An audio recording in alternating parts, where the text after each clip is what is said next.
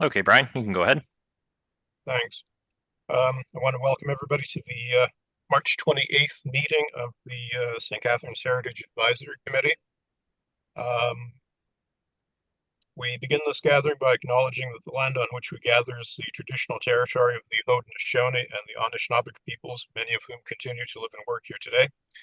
This territory is covered by the Upper Canada Treaties and is within the land protected by the Dish with One Spoon Wampum Agreement.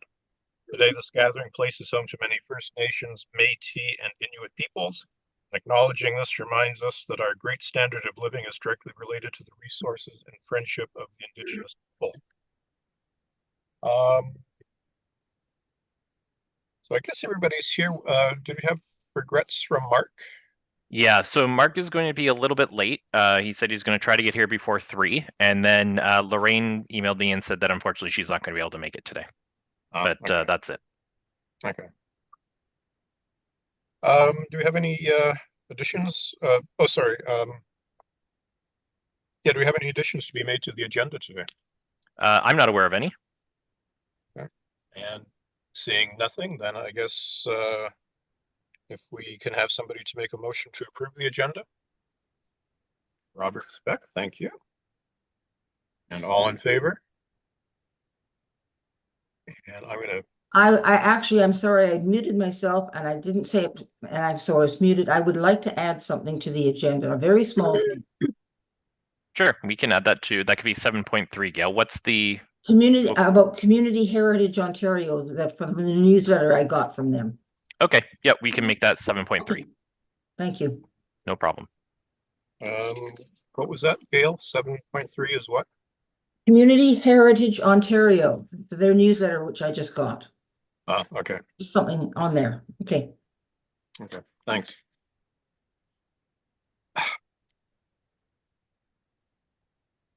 Um,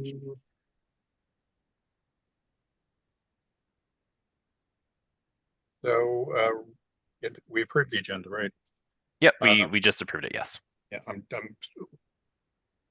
swimming in paper here. Uh, motion to adopt the minutes of the previous meetings. I guess we're doing February the 1st and the 29th. Yeah, I updated the minutes from February 1st, and because there were a few typos and whatnot and unfinished sentences, and they were done a little bit of a rush, clearly. So cleaned those up and passed them around along with the minutes to the last meeting. I still have a question about it. Sorry. Yeah, and that's no problem. Okay. They're very small things. On the February 1st one, on page 5 of 12, it's just a typo where Lorraine invited members to make a motion. It says with respect, not with respect. So Okay, thank you. that's one. The other one is, it doesn't have to be changed, but it does change the sense of the meeting, is that when we were discussing the Port Dalhousie situation, as Mike Slater began to talk, and none of us seemed to know what B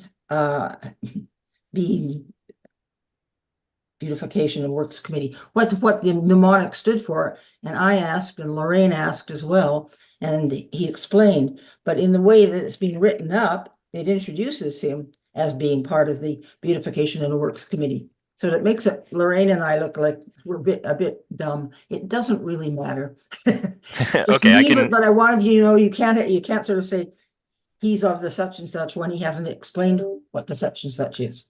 No Yeah. problem, Gail. I can try to Just leave, finesse the just language a leave it. little bit I for mean, you. it's fine. It's fine. But I just wanted to point that out. Okay, thanks. So does that mean that we're going to have to make a motion to adopt the pre-amended minutes? I believe so, yes. February 1st? Okay. So does somebody wish to make that motion? Maria, thank you. And all in favor of that? Done. Okay. And then the minutes of February 29th. Any questions, comments, corrections about those? None? Okay. We're going to have a motion to adopt the minutes. Andrew, thank you. And all in favor of that? Done. Do we have any declarations of interest today? Seeing none, I guess we can move on to business at hand. I guess item 7.1, Heritage Commemoration Funds, plaque discussion. James, the floor is yours. Yeah, so through the chair, as everybody knows, the Heritage Committee has $5,000 to spend on commemoration each year. Last year, we didn't get around to it until pretty late because we didn't start till later in the year. But I thought that given that we didn't have a lot going on in this meeting, I thought it'd be a good time to maybe discuss some options and just kind of have a discussion about things that the group might want to commemorate and create a plaque for. Just a wide open discussion. There's plenty of ideas, I'm sure, out there. I have a couple things in mind, but I'm happy to hear what everybody thinks. And I believe that Adrian from the museum might be here as well, and he might be able to provide some thoughts. I'm not sure if he's I am listening or here. not. Great. Sounds good, Adrian. So Adrian might be able to chime in and provide some input as well if anybody has any ideas. So I'll kind of open it up to the floor and see if anybody has any first thoughts about it. Maria? Yes, thank you. I'm not sure if I'm on the right track, James, with the commemoration plaque subjects or venues, but I have a fondness for the story of John Lang Weller, the engineer of the fourth Welland Canal, and I was wondering if there was possibility of a plaque commemorating him to be placed possibly at Jones Beach. I'm not sure if I'm on the right angle with this, and also a plaque perhaps to Mary Malcolmson. I have a feeling as I'm speaking, it should be to recognize a heritage building rather than a personality. Is that correct? Well, we can, through the chair, we can do either. It really depends. If we have a building to commemorate as well and help tell that story, then that's great. But if there's a specific person that's related to a specific area of the city, then we can also go that route as well. So Okay, it's a little bit open-ended, but if we can tie it to a building, that would be much better because that kind of ties to the mandate of the Heritage Committee, right? So I understand. Thank you. I just have a couple of observations on that. I mean, they're both really good suggestions. There's a little bit of a commemoration for Mary Malcolmson, I think at the entrance to Malcolmson Eco Park. There's a picture of her and a little bit of text about her. Oh, But now Gail, was there not Mary There, Malcolmson's house over behind Rodman Hall, sort of tucked away back in there? I'm not aware of that, but I'm certainly aware of a large stone right in Montebello Park with a plaque on it to her. Okay. oh, I, I see. Okay. I think her house is sort of tucked in behind Rodman Hall. Oh, Yeah, so I mean, if you wanted to plaque something, maybe that might be something for future consideration. And I wonder with John Lang Weller, if that's something, if we're treading on the toes of the Welland Canal bicentennial. Mm. But it's something to keep in mind, sure. Okay. Thank you. Andrew. I was just going to ask for what are the parameters of this? I mean, is this limited to traditional plaques, or is this something that could be utilized to support the, for example, the library did those really wonderful panels with the photos. Would that fall under this, or is that a separate thing? What are our parameters here? through the chair, I would say that we have a lot of flexibility to be able to use the money as the group sees fit, as long as it's commemorating or used in a way that's promoting heritage in the city. I think you can kind of run the gamut of different ideas. So if things like library displays is where we want to go, I don't know. We'd have to make sure that everything fits within the $5,000 that we have to spend. So we can't go too big, but we also, we don't want to have too many small projects, right? Because then we don't spend all of our money. So kind of have to find that kind of middle point. But I'm happy to kind of chat about different ideas that the group might have for what that actually looks like. Gail. Oh, this is going to annoy Adrian, I'm sure, but the oil fountain, it's a former mayor. It's right down in the middle of the city, right next to the well-known courthouse. I know that it has not been repaired, and perhaps this might gives the works department or whoever is responsible for getting the oil fountain vase back in place, or replicant of it, that you might consider a plaque there. Um, So through the chair, I do know that there is money, I believe, in the budget this year to fix the fountain, and that work will be happening this year, as far as I'm aware. Last time that I heard, at least. So I don't know if Adrian knows anything else about that, but it is slated to be repaired soon, I believe. Yes. Hi, everybody. The oil fountain's not in our portfolio. I think is it culture, James? I think so, yeah. Yeah. So it's not, you wouldn't annoy me at all with a plaque to the oil fountain. That's a great idea. Yeah. Actually, that's a fantastic idea for something that that could use more interpretation, that obviously some education around the actual fountain and its purpose, and Yeah, its yeah. sort of cultural value, as well as its heritage value, would be good.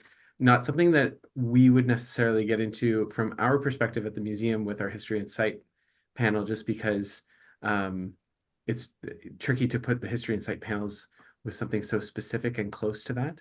I might do the courthouse someday, but as you know, the language for that is very short. So a specific plaque with the fountain on the fountain would be great, I think. Thank you, Yeah, Adrian. That would probably be, James, that'd probably be something to coordinate with Olivia with. Just I don't know what they would have in mind for that. Yeah, through the chair. The other thing is, with this space with James Street, that section of James Street is going to be essentially turned into more of a public space, and there's a redesign that's going to be proposed down the road, and they're currently studying options for that. So it might be able to tie into that as well. That's a much bigger project and much further down the road. And so if we want to spend our money this year, I think we could probably figure something out for the oil fountain, and then make sure that it can be kind of seamlessly incorporated into any sort of James Street project that happens down the road as well. But I do think the oil fountain is a good idea, and it's something that I don't think a lot of people know about. A lot of people probably walk by it without thinking twice about it, but it is a neat little feature on that corner. And you do know that the Historical Society has for years planted a geranium in the top of the oil fountain in May of every year for annually until COVID and what have you. Yeah, and I think if we were to plaque that and put up a song, like kind of tell the story of that fountain, I think that would be an important part of it, right? So to tell that annual kind of celebration of that site. Thanks, Um, everybody, for comments. Okay. there's a number of different things that through the years that I've thought might be worth plaquing. One of them being, one of my favorite things, as people know, are cemeteries. So there's the remnants of the Roman Catholic burial ground behind the cathedral, which has never been, particularly marked or recognized that it's there until they found the couple of stiffies in the back corner, built the corpse condo over top of it. We could commemorate the old salt works. I mean, salt was a major industry in St. Catharines in the 1820s and 30s. Connected to that, we could do the Springbank Hotel, which I don't think has any kind of marking for it.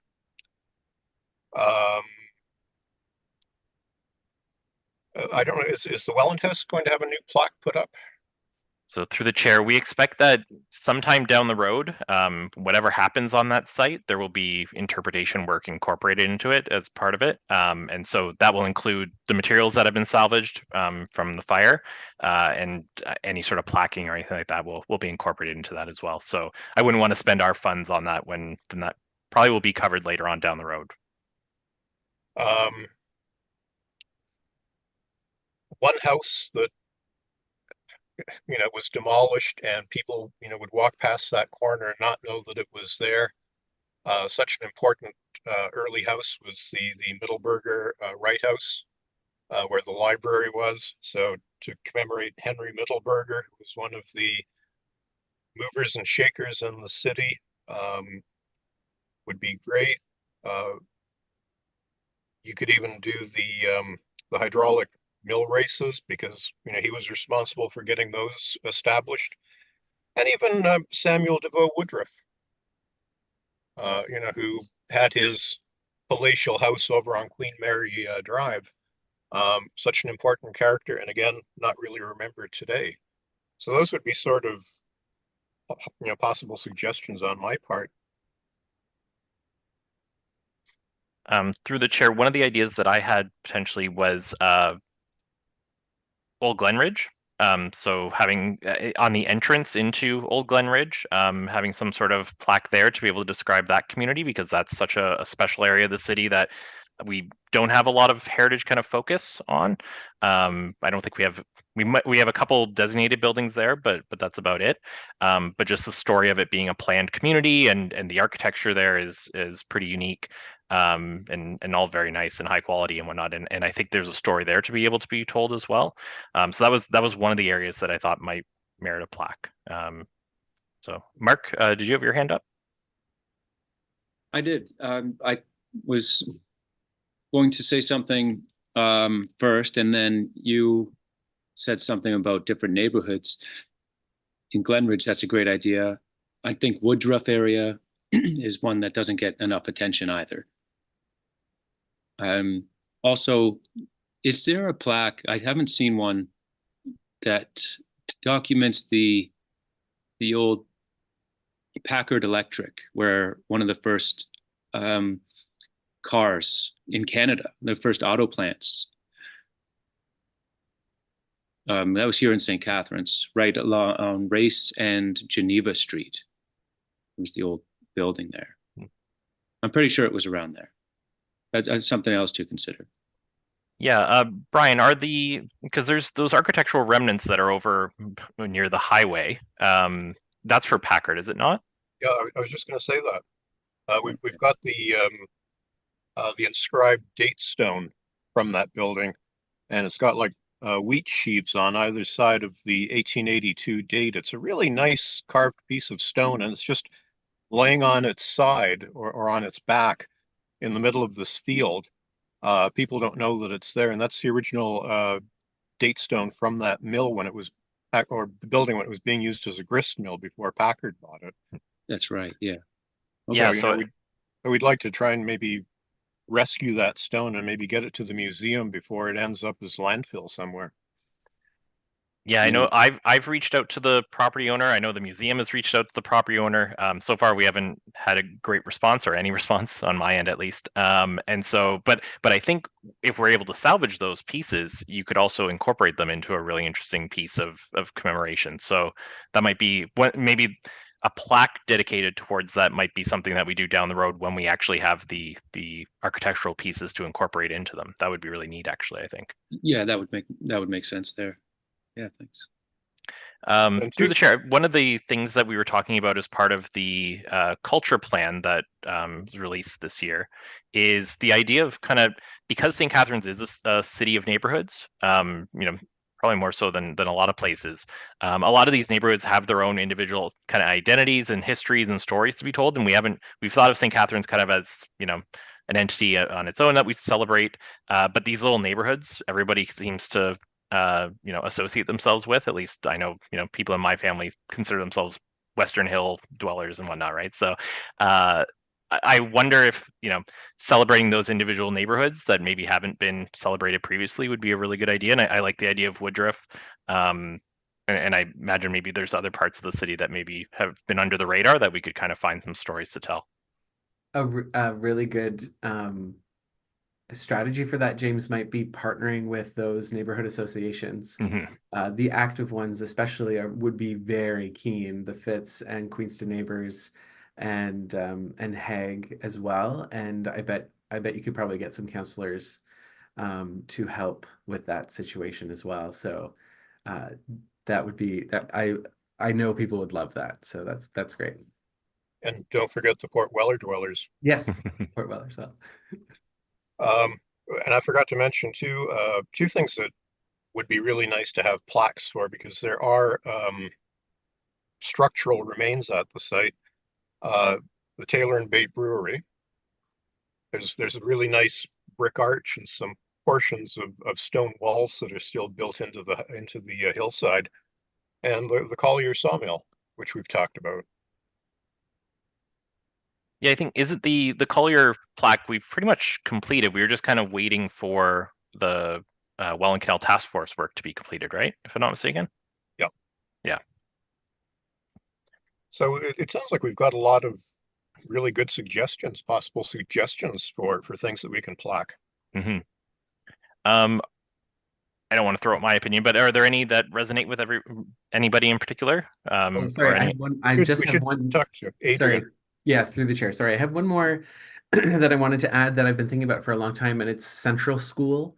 Was a segregated school at the corner of Church and King, where the IOD, just across from the IOD park. It's 2 condo towers now, but it would be an interesting story to have plaqued somehow. Especially considering its proximity to Geneva Street, Colored Town, and the Black Story. So that might be another thing to consider. And then one other comment just before we move on to sort of prioritizing maybe is that Brian's right, and James right. You're right that we might want to wait for anything that's on or related to the Merritt Trail, the 12 Mile Creek Trail, anything geographically associated for what the task force might be looking after.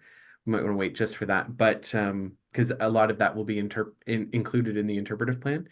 But I have a feeling that Weller would be a good example of somebody who might get left out or forgotten of that particular plan because he's not necessarily associated with the geographic area that the task force is looking at and the historic period of the first to the third canal. So it may be worth going ahead with Weller, maybe not this year, maybe next year, because I wouldn't want him to get forgotten. So that's something to sort of don't put him into that group. Maybe keep him on your list. Great, thanks, Adrian.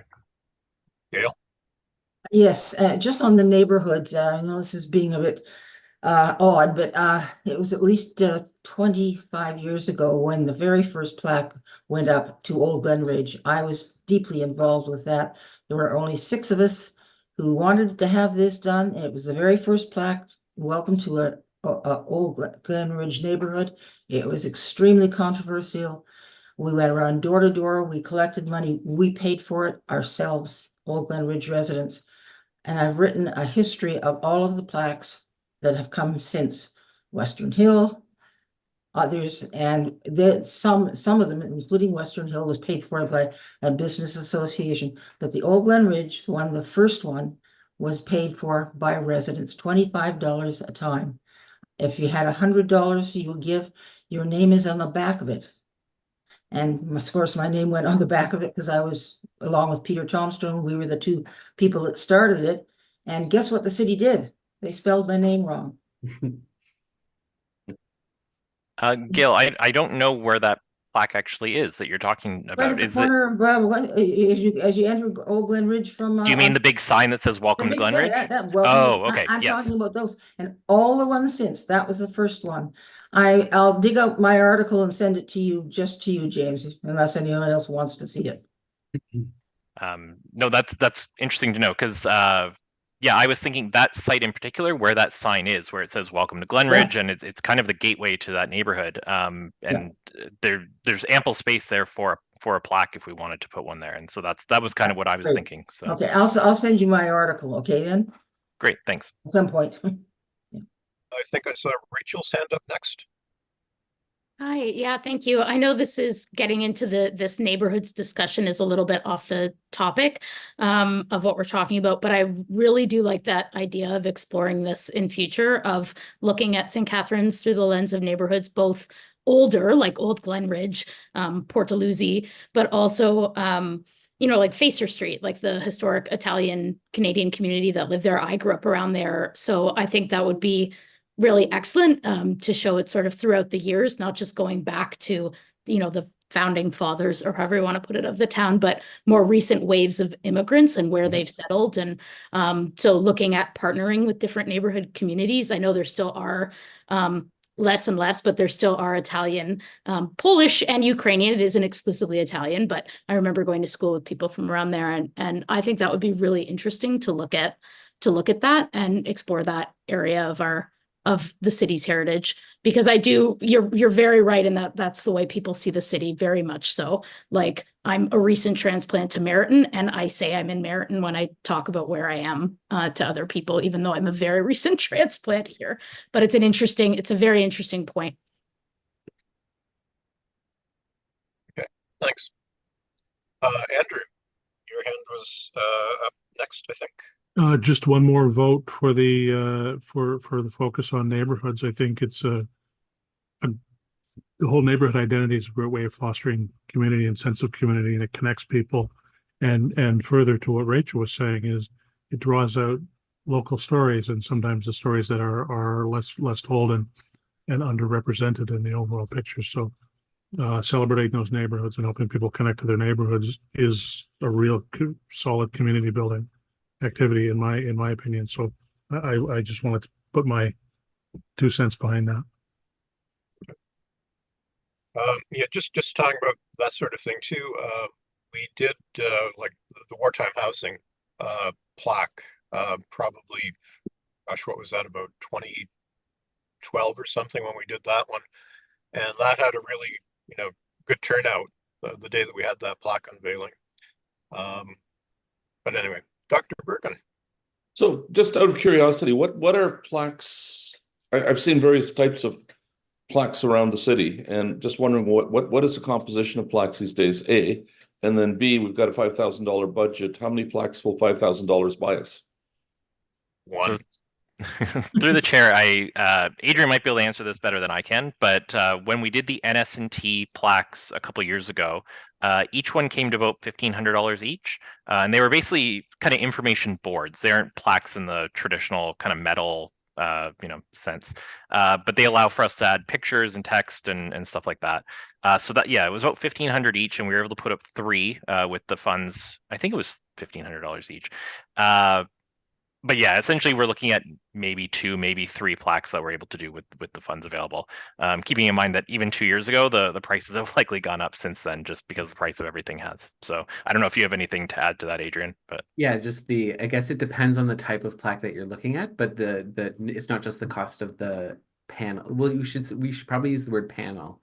I don't think this committee has installed a plaque in, like, a real plaque in a long time. I think what you've been doing recently is interpretive panels, and those around that cost, for especially if you want it to last for a while. Things like UV rays are really tricky with outdoor signage, but also the cost of the installation too. So it's not just the panel, it's also the pole that it sits on and the piece of concrete that it goes into and the person who does all that work. So those are considerations, and James is right, it's more expensive than it was. So yeah, it depends on the size and all that stuff and the type. The project that we're working on at the Museum History and Site gets around that by using existing infrastructure, as you know, telephone poles, but the restriction is that we only have telephone poles to work with. So there's a pro and con for both. And that's why that program is so specific. And I was just actually looking at Rachel's email from our discussion last year of ideas for History and Site, that some of the reasons why we couldn't do some of those things was either there's no pole or it's not as specific to the photograph program. But there's a couple comments in the conversation as we go around. One is that we're happy to support. However, I think if you, considering that you really only have James to do this work and to organize this work, and then only $5,000, which is in the grand scheme not very much. lovely, but not very much for this particular to sort of hit all of our huge list is like 20 years long now. So one thing that we might want to think about is, and something that's within our capacity at the museum to help with, is the neighborhood project, and it's sort of outside the I don't want to assign scope, but I think the intention of interpretive panels would be something specific, whereas with the neighborhoods ideas, we might be able to make it a little bit bigger by joining our capacity in that project together to work on something. And I think James and I will have to sit down and talk about what that strategy looks like, but that might be better than trying to do something that's too big for the committee to handle, if that makes sense.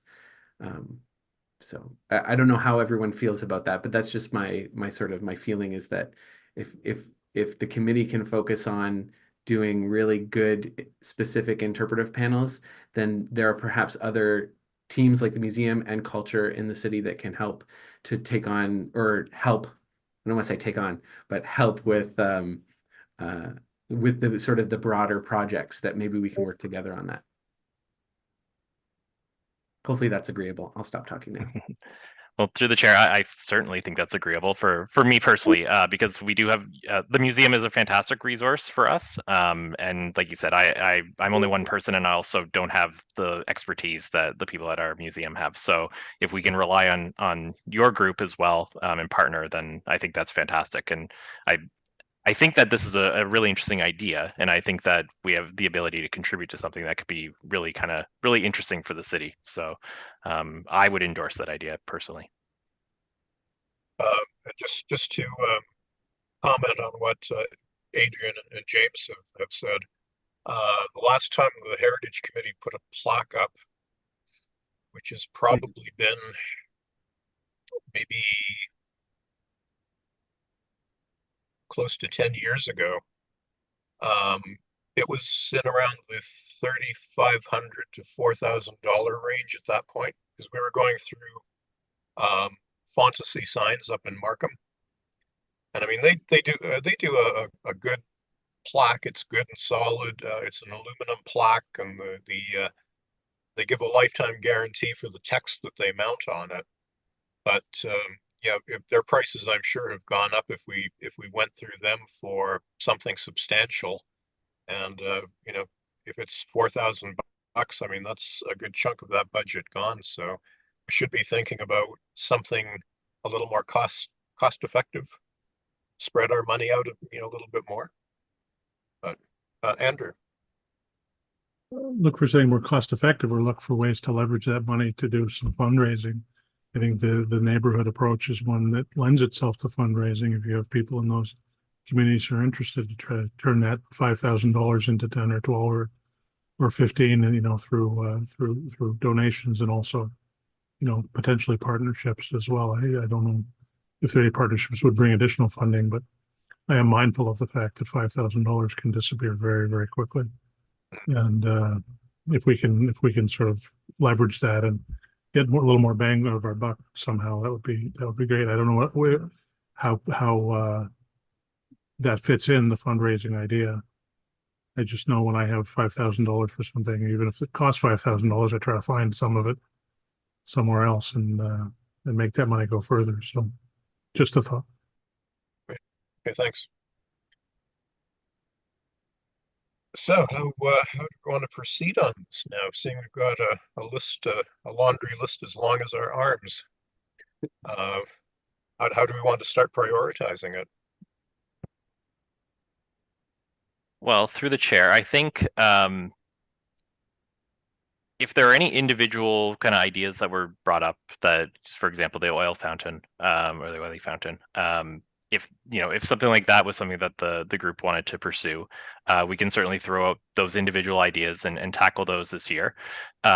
If we wanted to think about kind of a bigger project, this neighborhoods project might be an interesting one for us to pursue, and would give us kind of work to do over the next few years as well, right? So we'd know that next year maybe we'd be looking at a different neighborhood that we would put our funds towards, and then that project would be, I think, I'd be working with Adrian, and we'd be working with some other staff to try to piece that all together and make it work. And the $5,000 would be probably a part of that contribution, and there'd be some discussions happening behind the scenes essentially, and then we'd be relying on this group to help provide text and review things and come up with ideas for each neighborhood. So I really personally like that idea. I think it's really interesting, but I also think that there are sites like the Fountain that have been underrepresented in the past, and the story needs to be told. So I'm open to either idea. Well, see, my top three choices would be the remnants of the Catholic cemetery, Henry Middleburger, and Samuel DeVoe Woodruff. They'd be the three on my list. Through the chair, does anybody else feel strongly about any particular ideas or that have come out? Just want to get a sense, and then we can kind of vote on them, I guess, or come to some sort of consensus. Well, I'm still with the oil fountain. That's my favorite. I'll stick with that. Thanks, Mark? Gail. Mark? Yes. Going on Andrew's suggestion of creating more out of that $5,000, what does that entail, reaching out to the neighborhoods to get a panel somewhere or to tell a story with them? What's the process working with them? What does the city have to contribute to the organizing of a fundraiser for the city to make that $5,000 into something more? Yeah, through the Will chair. it cost $5,000 to get the resources to do that, to coordinate with a city group or neighborhood group? I don't know. Yeah, through the chair. That's a great question. And James, if you don't mind, I'll just answer it. Go for it. Yeah, these are great brainstorming questions that that I think James and I will have to consider as a part of coming up with some kind of strategy. You're probably asking because you know that we don't have resources for that. This whole thing is kind of mostly outside of our work plans. So we would have to really think about how we can accommodate that inside of our current work plans. So we're likely not talking about this year for that project. This year we would have to figure out how to put a strategy together and figure out how we can make that work. But I would guesstimate, and how generally we operate with new projects around the museum is that we try to do it within our current means. So not that we can't do any of that, it's just James and I need a few months to put a strategy together before we can answer those questions. Okay. I do like Andrew's idea. No, yeah. I guess it just takes some brainstorming work. Yeah. And I think through the chair, there's certain communities or certain neighborhoods are a lot more organized than others as well, and they've organized themselves in a way where we can reach out to them and say, are you interested in this type of project? Other neighborhoods are a lot more loosely defined in terms of their organization, right? So it's going to take some time to figure out, how do you navigate those relationships and create kind of a situation where everybody's on the same page. But I think it's definitely doable. It's just a matter of getting there. So, yeah. Holly, did you have a question?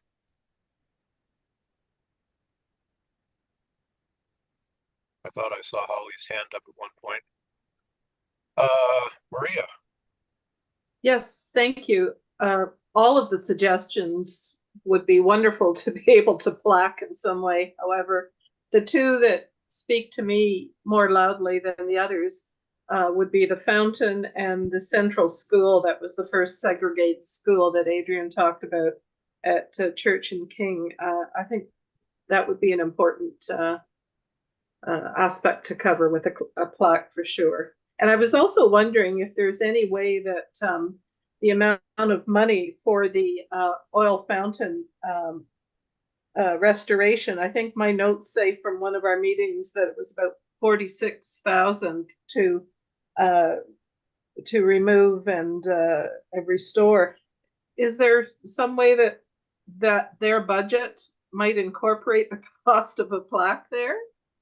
Uh, Through the chair, as far as I'm aware, that is just for restoration. There's no kind of extra funds dedicated towards any sort of plaquing related to it. Okay. Thanks. Andrew. I like the central school idea. I think Brian's, all three of his choices were excellent choices for plaquing. I just want to go back again just for 1 second to what Adrian said when you've been talking about with James.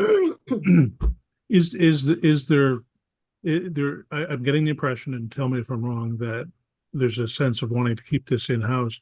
Is there an opportunity to partner with outside groups? I mean, we all do what we do well, and I know that the city doesn't necessarily have a fundraising focus, but there are people who fundraising is part of their day-to-day existence, and partnering with groups like that and so on may extend the leverage.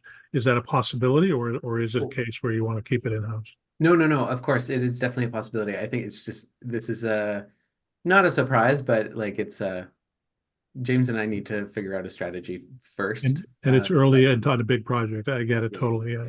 But totally, I think we would definitely wrap in because of course the primary partnership with will be with the community groups, but then of course if you look at Kiwanis or Rotary or et cetera, a lot of those people are all on the same groups, and so there's lots of access to different funds and grants and that kind of thing. So yeah, it's just getting our ducks in a row, and then yeah, totally organizing with other groups for sure. That's a great way to get some of that done. Yeah.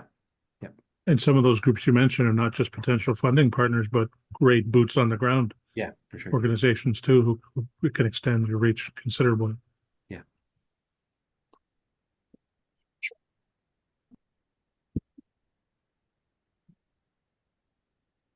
Rachel? Hi, yeah, I also would like to vote for the central school. I really like that idea, and the Catholic cemetery.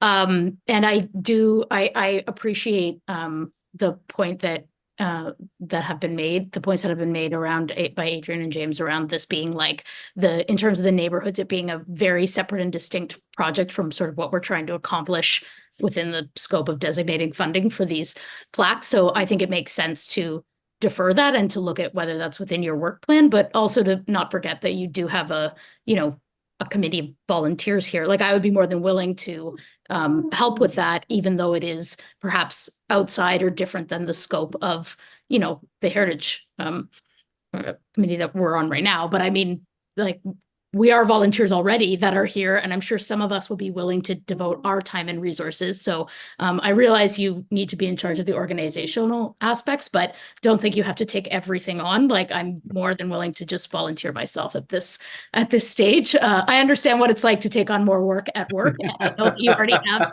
work plans and but that's why you have volunteers here that you can also leverage. Like I'd be willing to do some of the reaching out or any of that at another time, but within the scope of designating these I do think it makes sense to kind of split these two, or to think of these things in two different buckets. Like we're picking plaques today and funds where we're going to allocate funds for plaques, and then the neighborhoods project I view as more of a project or a program outside the scope of what we're doing.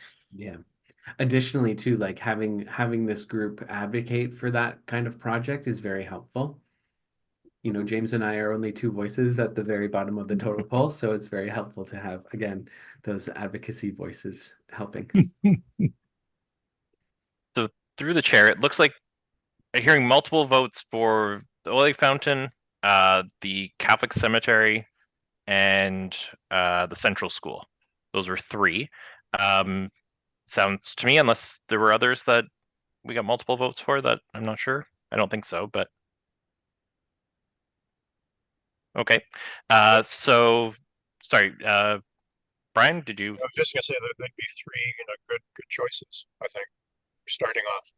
Yeah, and I think what we'd have to do is do some legwork to find out, what are the costs nowadays for these types of things, and maybe it's that we can only do two. Like we'll see what we can do, but if those three are of interest to people, I think we could have those our kind of targets for the year, and if we get at least two of them done, then great. And then we can always tack one on for next year and have one ready.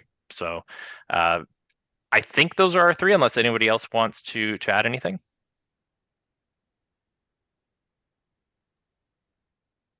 Doesn't sound like it. So in that case, because this was such a fluid discussion, I don't have a, a motion typed up, but essentially, the motion would be that the SCHAC dedicate its 2024 commemoration funds towards a information board for the Oily Fountain, the Royal Catholic Cemetery, and the Central School.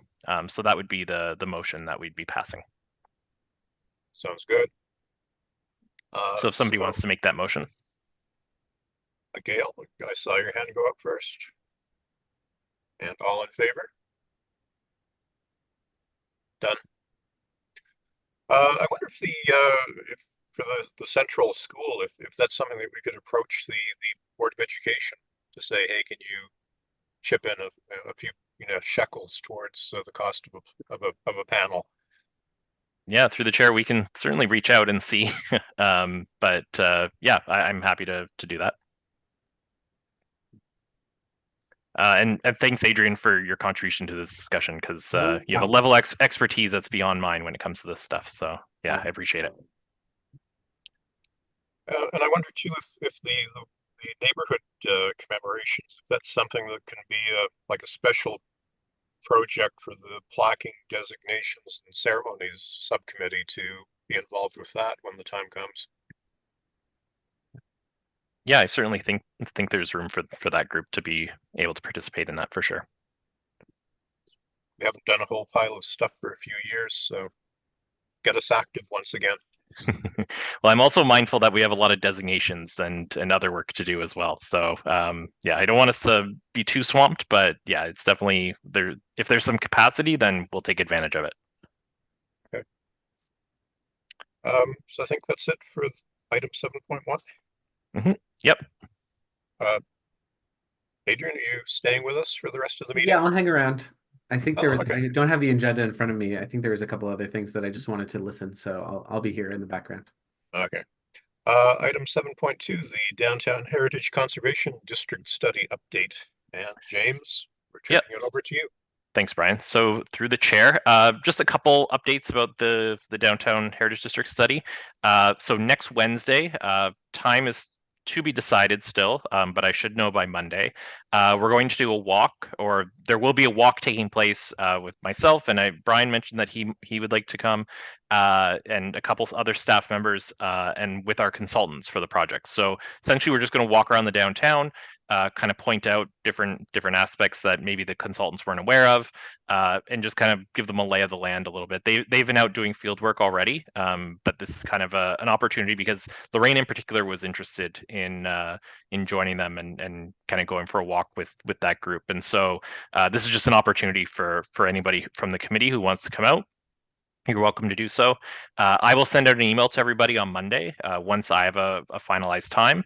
I'm chatting with them in the afternoon that day, and so I'm thinking it'll be in the morning though. It'll probably be first thing in the morning, and you can come for as little or as long as you'd like, essentially. So that'll be taking place Wednesday, April 3rd. And then on Wednesday, April 17th, we're actually going to be having our open house for the project. So it's going to be taking place at the Market Square, right beside City Hall and the old courthouse.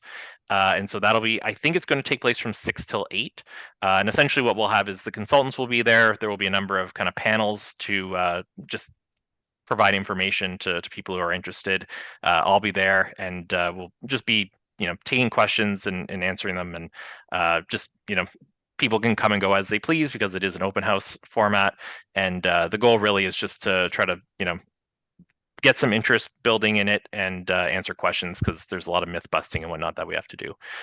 So yeah, so those are kind of two big events that are going to be happening, and they're nice milestones to hit as part of the project. And if anybody has any questions, I'm happy to answer them. Okay. Thanks, James. Maria. On that April 17th event, 6 to 8, is that in the old courthouse? No, so it's in the Market Square, so where the farmers market is. Okay, so outside. It'll be inside the actual pavilion. Right. Thank you.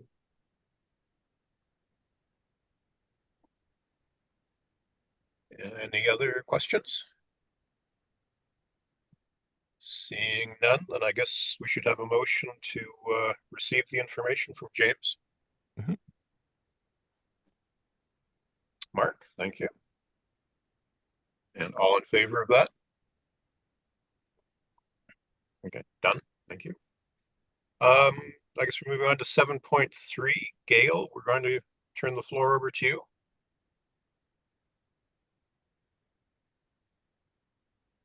Yes, it was just an addition and actually more of a question through you to James. I get the Community Heritage Ontario newsletter, and I think it's a courtesy through you. I don't think the rest of does everyone on this board get the CHO Community Heritage Ontario newsletter? So I had shown an interest a couple of years ago, so it's through you that I get it. Okay, in their most recent newsletter, and I was telling Brian Marshall about this yesterday, he was unaware of the organization. This is Brian Marshall of Niagara-on-the-Lake Heritage Committee. It says newspaper articles welcome. CHO News Spring Edition needs, and that's in caps, articles, so please consider submitting something by April 5th. Our members appreciate reading what other MHCs, that's Municipal Heritage Committees, are doing, whether it's a success story, a threat to a heritage property, initiatives to promote and preserve heritage, or maybe upcoming events and activities for the coming season. Any length, up to about 1,000 words and pictures is great.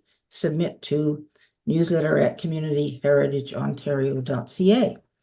And I had a question about that, and I guess it's through you, Brian, to James, is that as volunteer citizens, can we write these letters, or it must be only through you as the liaison person for the city? So through the chair, I believe as long as you aren't representing the Heritage Committee, you are able to write the letter. But if the letter comes across as something that should be coming from the committee as a whole, then it has to come through our channels essentially, and then go through communications. Yeah. So I think if you were going to submit an article or submit a letter to the CHO, run it by me first, and I can take a look and go from there. April 5th is a pretty tight deadline, so I don't know if we'd be able to have something go through the appropriate channels by then. But I think that's what I would do, is just err on the side of caution. And yeah. And the reason I bring this up is because of what's happened at the Noddle Library, where the librarian did not go through the board and submitted her letter straight to the newspaper, and it is just blown up.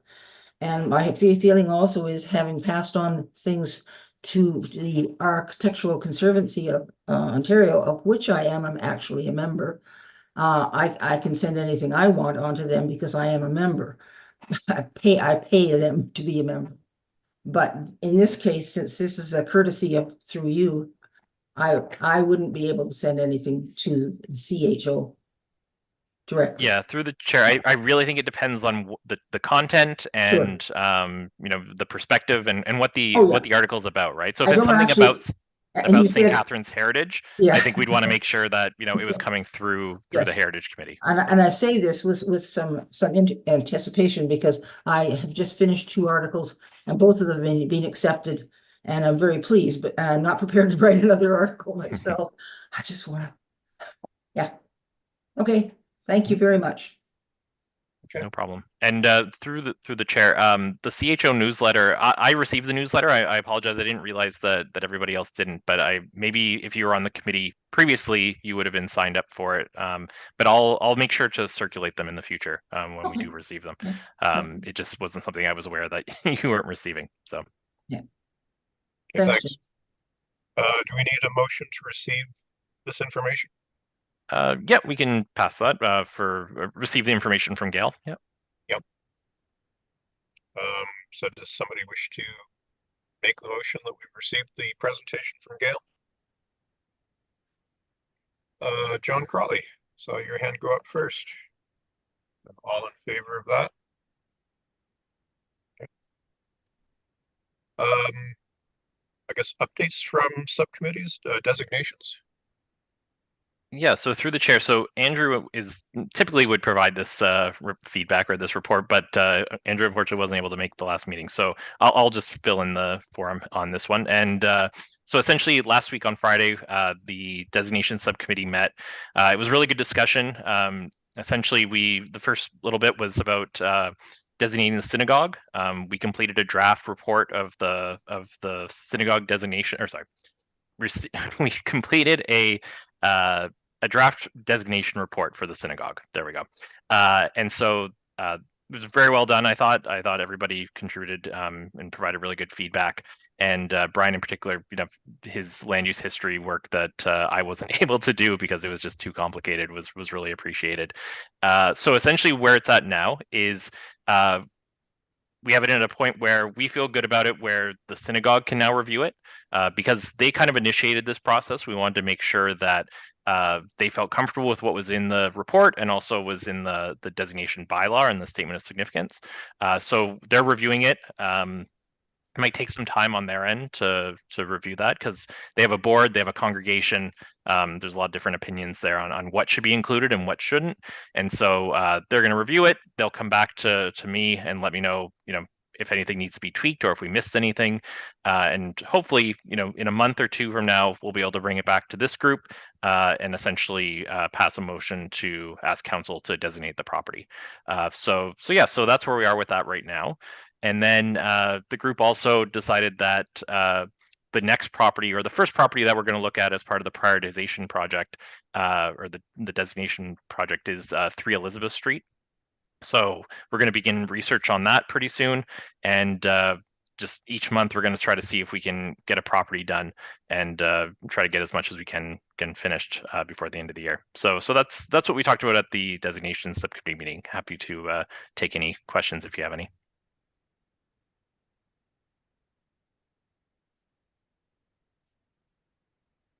I guess everybody must be quite happy with what you just said. Yeah, the synagogue designation report, I think it's a really good piece of work, good piece of scholarship and writing, and hopefully the congregation will be happy with it.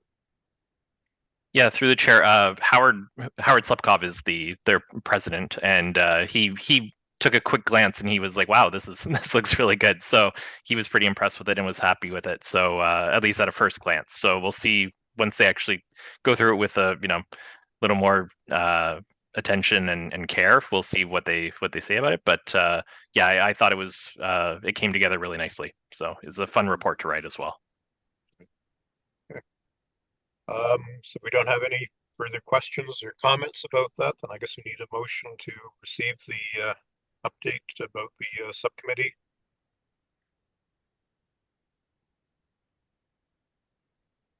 Maria, thank you. And all in favor? Okay. Items of correspondence. I guess we don't have anything to relate there. One thing that I should mention too, I just noticed downtown on St. Paul Street that the old Walters Jewelry Building looks like it's being fixed up. There's a lot of hoarding and stuff in front of it, but it looks like there's actually some kind of construction work going on there. So that would be kind of nice if they fix that building up and bring it back to life and give it a nice street facade. So I guess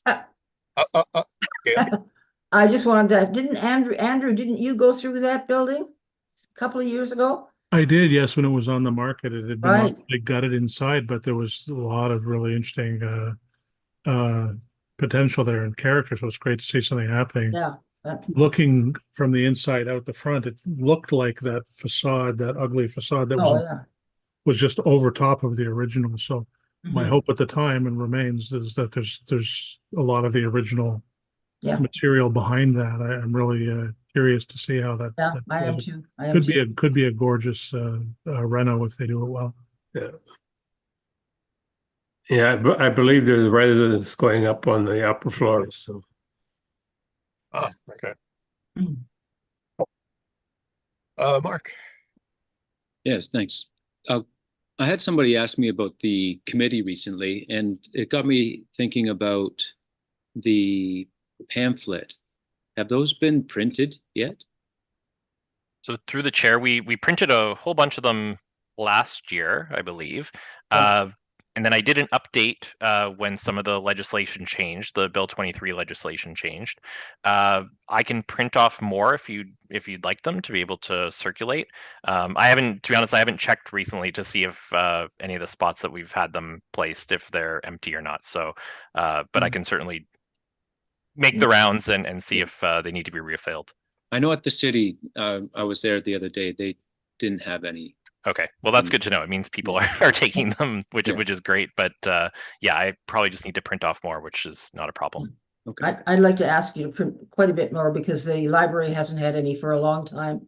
Okay. And I agree with Mark. I mean, if you're going to have a meeting trying to explain who we are, hey, we need to put those out Mhm. in as many places as possible.